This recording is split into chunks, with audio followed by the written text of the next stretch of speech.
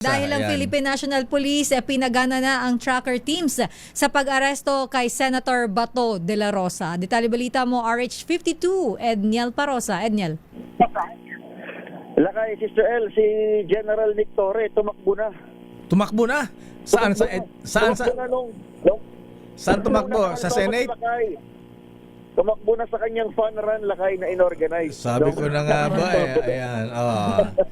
Yung fun run sa kontra-bullying. Eh, Lakay, sa isa naman ba si Lola Daisy 8? Ayan. Daisy 6. Ayan. Proceed. Hindi ko lang sino yung mga kasama ron, pero nung nakaraang Sabado, ayan, dito sa may Pasig City. Dito naman, Lakay, sa may Campo Crame, nagpakalat na ng tracker teams ang pambansang pulisya para sa pag-aresto kay Senador Ronald de la Rosa. Ayon kay PNP Chief Police General Jose Melencio Nartatis Jr., trabaho ng mga itong makipag-ugnayan sa Department of Justice, maging sa National Bureau of Investigation, kaugnay ng paghanap at pag-implementa na arrest warrant mula sa International Criminal Court. Wala nang sinabi ni Interior Secretary John Vic Remulla na susundan ng 225,000 strong PNP personnel ang lead ng DOJ. Siya walay napahayag sa reporter sa Camp Crame.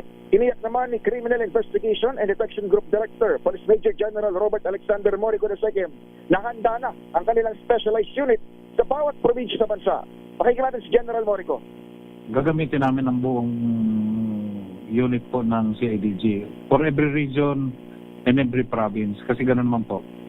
In coordination with other territorial police units po.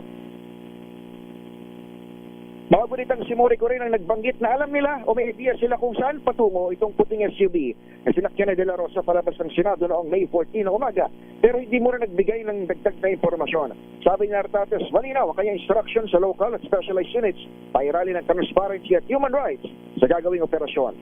Ako si Edniel Parosa, DZRH. Una sa Pilipinas, una sa Pilipino. Daming bayan.